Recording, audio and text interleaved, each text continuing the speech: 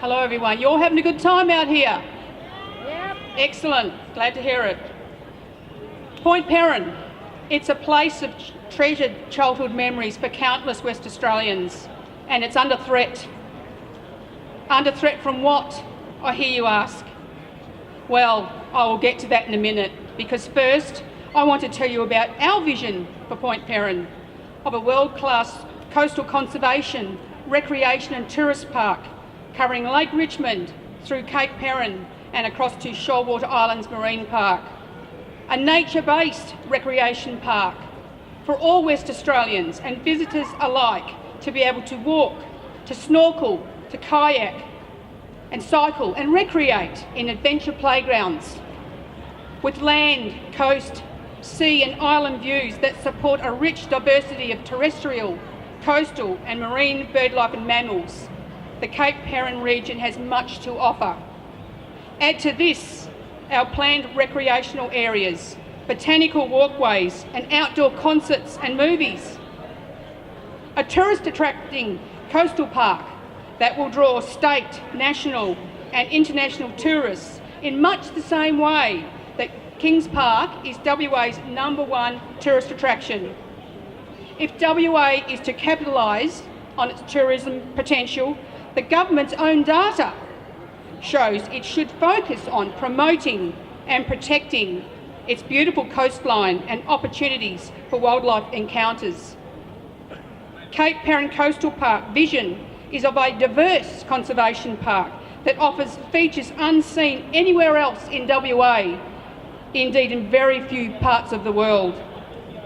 A park that includes the federally protected little penguin, thrombolites that have survived for 600 million years, Lake Richmond that is the closest freshwater lake to the ocean anywhere in Australia and home to 109 species of visiting birds, including 7 that migrate from the Northern Hemisphere. So what is stopping this vision from being realised, I hear you ask? So here's the threat that I spoke of. There is currently a competing proposal for our public land at Point Peron, which unfortunately both major sides of politics currently support. I'm referring to the Mangles Bay Marina proposal, which seeks to rezone 105 hectares of public land in the Rockingham Lakes Regional Park at Point Peron, including Bush Forever Site 355, and sell it for private canal housing, an inland marina and commercial development. Shame. For this marina proposal to go ahead, it needs the land to be rezoned urban under the Metropolitan Region Scheme Amendment 1280-41, which is currently being considered by the WA Planning Commission. Despite the fact there has been huge community opposition to this marina proposal, which generated one of the largest numbers of appeals in the EPA's history, in 2014 it was granted environmental approvals by both the state and federal governments.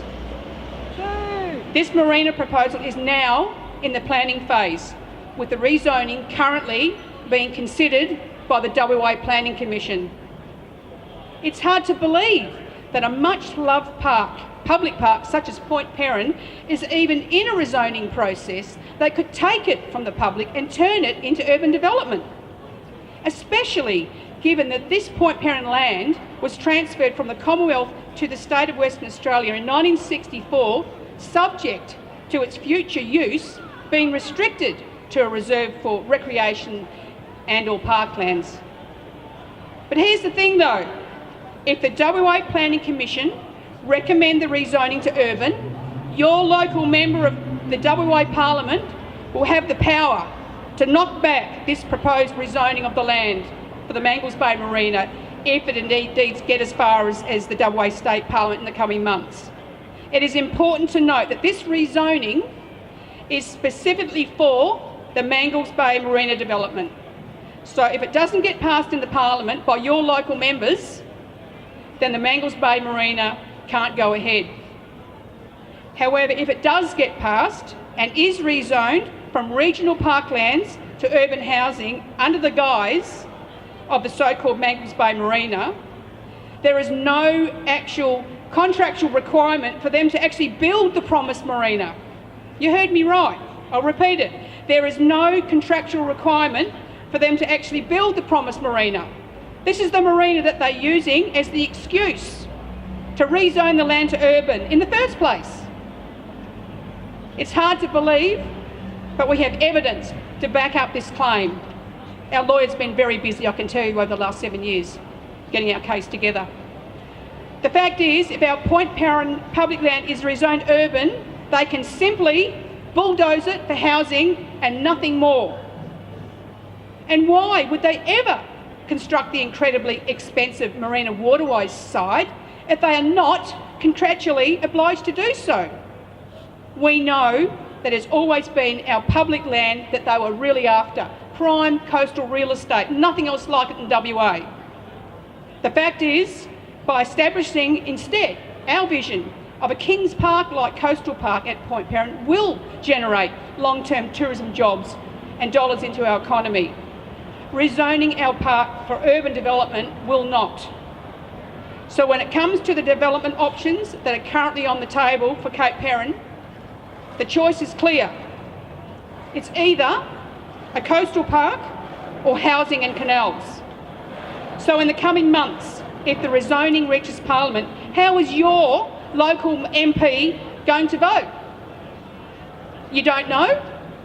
Then email them and ask them, and please let us know what they say, and let us contact us via our website or Facebook pages, because I think all the WA who treasures this place and their children yet to come need to know about this, and they need to step up and have the facts. So call to action today is lobby and educate your local Member of Parliament so they know what is at stake. Lobby and educate your local candidate for next year's March the 8th state election so they too know what is at stake. Don't assume your local MP is across this. They're not. They're busy.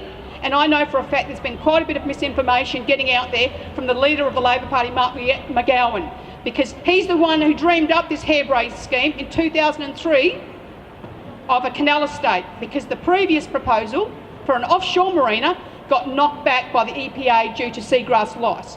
And so he's trying to make out that he's against canals. But the fact is, if you do your research, he's assuming you won't do your research, but we have.